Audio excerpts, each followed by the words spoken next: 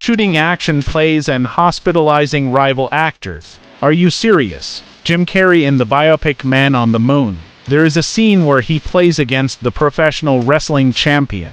For security reasons, the producer suggested using body double for the beaten shot, but Jim Carrey insisted on going into battle in person and let the opposite actor, that is, Jerry Lawler, the real wrestling champion in reality, hit him hard. Jerry didn't agree at first. He was worried about breaking Jim Carrey's arms and legs. Jim Carrey disagrees. To provoke Jerry, first, he hit the drink bottle in his hand on his head, and then say dirty words. Finally spit on him crazily. Jerry's brother was irritated by him. Go up a locked throat. I put Jim Carrey on the ground.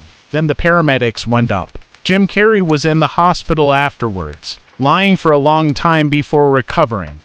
Supplement of knowledge points. This piece is based on the late performer, the life of Andy Kaufman, when he and wrestling champion Jerry planned a lot of fights on stage. But, in fact, they are all fake. Two people are good friends in life. When the film started shooting, the director invited Jerry to play himself. I can't believe Jim Carrey is immersed in acting. Learn from Kaufman to provoke himself both inside and outside the play. Even though Jerry emphasized it again and again. In those days, it was acting hype in front of the audience. Actually, we have a good relationship. But Jim Carrey kept provoking. Years after the event, Jerry said in an interview, Jim Carrey is so irritating. I was completely irritated by him. Beat him harder than Kaufman before. A slap in the face is like asking for no money. Slap him in the face.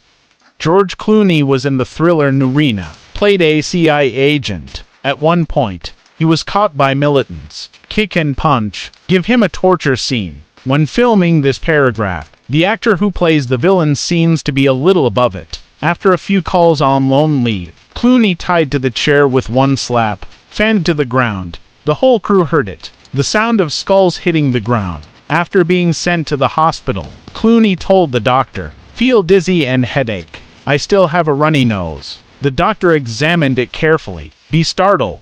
What's your runny nose? It's brains. The moment I fell down, he cracked his skull. Cerebrospinal fluid dripped out along the nose. And in the next year, Clooney suffers from splitting headache every day. What's worse is that, because the family has a history of drug addiction, he is afraid to take painkillers yet. Rely solely on willpower, after several surgeries, to fully recover.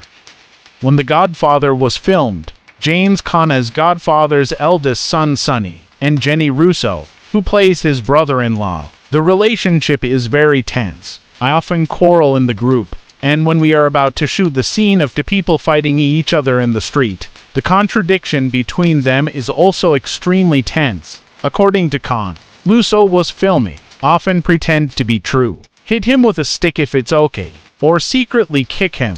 And Russo said, he didn't spare me either. Often the wicked complain first. Finally, it's time to shoot street fights. The two decided to play something real, unlimited fighting. In the end, Caan was superior. In fact, it also takes advantage of the plot killing. Originally, this paragraph was about Sonny beating her brother-in-law. According to Russo's recollection afterwards, Strauss-Kahn pressed him to the ground that day. This hammer. I also improvised to bite my hand. The trash can smashed. Street combination actions such as trash can cover combo. Two ribs were broken. And what makes Russo even more angry is that, on the day Kane died, he denied that day was a fake. Every interview he said, I played body double in those days.